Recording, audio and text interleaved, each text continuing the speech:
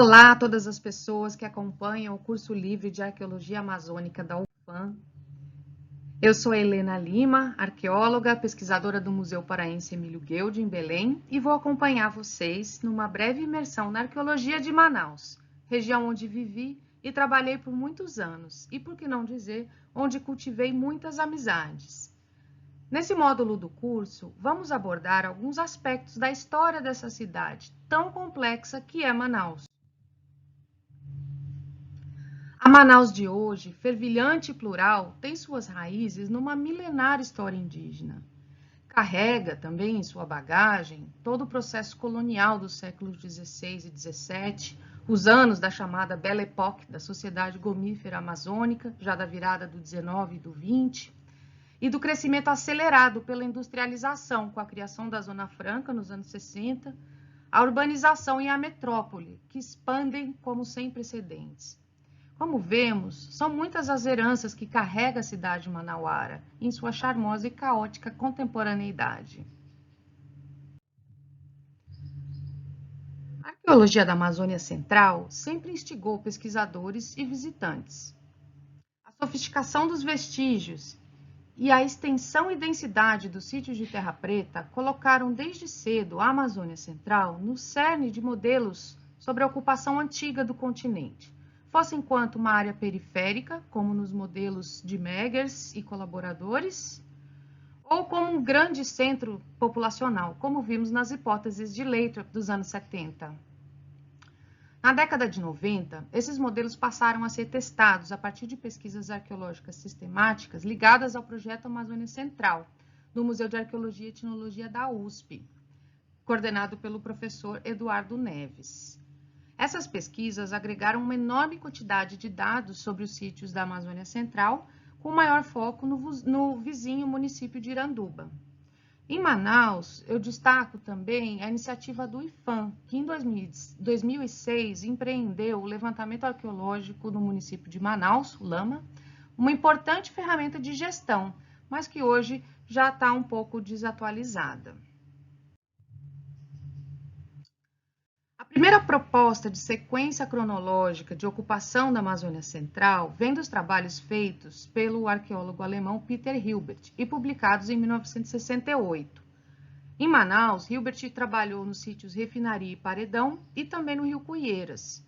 A partir de suas análises, cunharam-se vários dos termos que usamos até hoje na arqueologia amazônica. Mas foi a partir dos trabalhos mais intensivos e duradouros do PAC que hoje podemos ter um quadro mais abrangente desta cronologia e dos processos de ocupação antiga, que nós vamos tratar aqui. A arqueologia dessa região sugere uma ocupação que remonta a milhares de anos atrás, como o caso do sítio Dona Estela, localizado em Iranduba, com datações de até quase 9.000 anos, e uma sofisticada indústria lítica. Em Manaus, sítios semelhantes podem ser Marina Rio Belo e Areal do Itapuranga 1 e 2, ambos identificados por ocasião de pesquisas ligadas ao licenciamento arqueológico. Já os sítios cerâmicos somam várias dezenas e apontam para uma sequência de ocupação aparentemente ininterrupta desde o início da era cristã, há 2.000 anos, até a invasão europeia. Dentre os artefatos encontrados nesses sítios, as cerâmicas remetem a diferentes períodos e estilos e incluem diversas utilidades. Os diferentes conjuntos, chamados fases, Açutuba, Manacapuru, Paredão, agrupados em um conjunto mais abrangente, a tradição borda incisa, e a fase guarita, da tradição polícroma da Amazônia, traduzem os agrupamentos arqueológicos cerâmicos à linguagem dos cientistas, constituindo o que hoje conhecemos sobre a cronologia de ocupação dessa área. A ocupação por povos ceramistas mais antiga é relacionada às cerâmicas da fase Açutuba. São datados em torno de 2.000 anos atrás. Os vestígios são depositados em matrizes de solos sutilmente modificados pela ação humana. Parece ser o início de um processo que levaria adiante no tempo à formação das terras pretas na região. As terras pretas, ou terras pretas de índio, como vimos em aulas anteriores, são solos escuros de origem humana e muito férteis. Elas são um verdadeiro legado indígena que perdura até os dias de hoje. Na sequência cronológica da ocupação da região, encontram-se os materiais ligados à fase Manacapuru. Sua relação com a Terra Preta é clara, ou seja, há evidentes alterações humanas na paisagem, num período que inicia nos primeiros séculos da era cristã e se estendem até aproximadamente o século VII ou VIII. Já os sítios relacionados à fase paredão, datados entre o século VII e XII, com um ápice em torno do ano 1000, esses sítios se distribuem por toda a região de Manaus e confluência dos rios Solimões e Negro.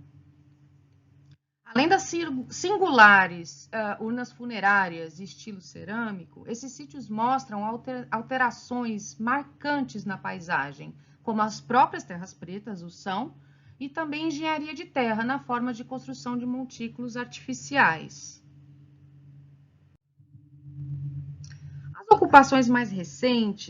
As ocupações antigas mais recentes, salvo o paradoxo, ou seja, as últimas evidências claras de aldeias pré-contato europeu, estão relacionadas à fase guarita, igualmente em sítios de terra preta, normalmente já ocupados anteriormente, com datas que vão, então, até a invasão europeia. Cacos de pote da fase guarita abundam na superfície de vários sítios e comunidades, até hoje em dia, inspiram ceramistas e muitos artistas, como é o caso da Redes do Tupé. Apesar de iniciativas antigas, como foi o projeto ArqueoUrbis, coordenado por Paulo Zanettini no início dos anos 2000, e das pesquisas mais recentes em andamento pelas instituições locais, que, aliás, parecem bastante promissoras, ainda sabemos pouco sobre os sítios coloniais de Manaus. No futuro, com o avançar desses trabalhos, saberemos mais sobre vestígios materiais dos processos que levaram à tremenda depopulação indígena da região e sobre as abruptas transformações quando, por exemplo, da época do Forte Português de São José da Barra do Rio Negro, do século XVII, que viria a ser a cidade de Manaus, mais uma referência indígena de acordo com a etnohistória. Bom, todos esses conjuntos de materiais que eu apresentei brevemente, eles são encontrados em diversos sítios arqueológicos, tanto na área urbana como também na zona rural do município. De fato, Manaus é uma das capitais brasileiras mais impressionantes em termos de seu patrimônio arqueológico, principalmente indígena pré-colonial, mas também sítios que remontam a períodos mais recentes. Dentro deste contexto, o sítio ou complexo arqueológico das Lajes, localizado na zona leste da cidade, é bastante relevante.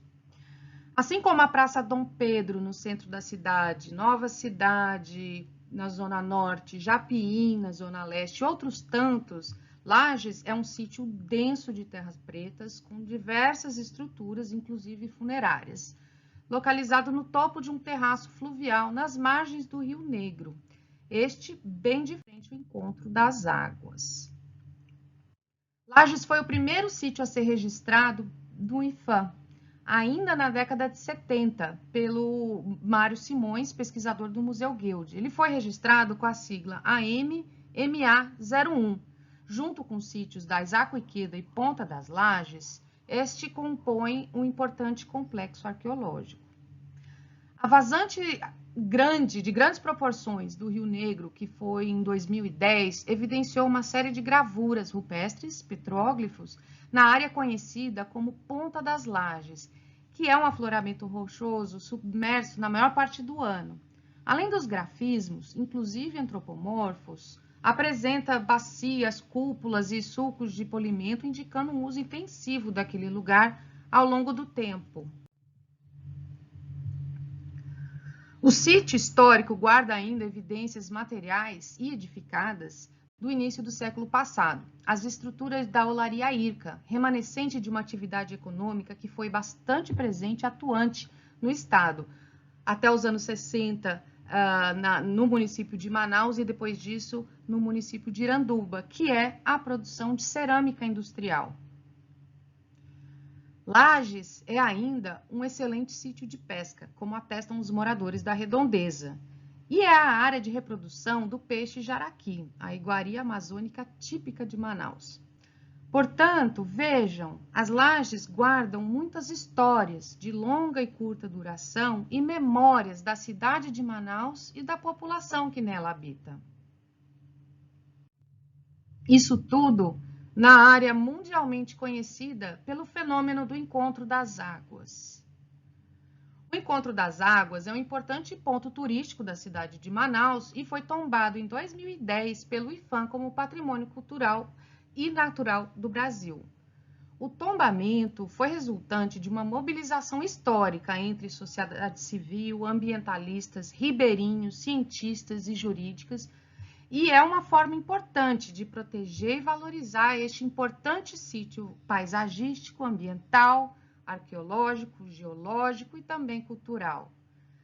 Mas há interesses pelo setor empresarial, pela exploração econômica dessa mesma área, incluindo a construção de um terminal portuário.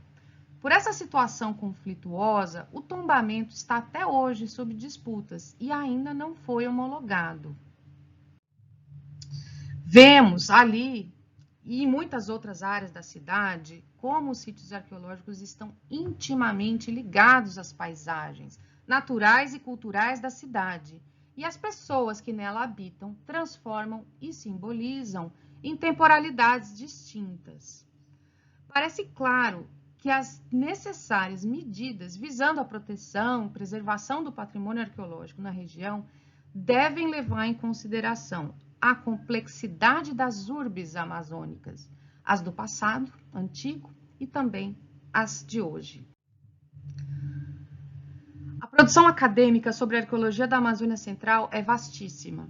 Aqui eu deixo apenas as referências que eu usei para essa aula e algumas sugestões de leitura. Até a próxima!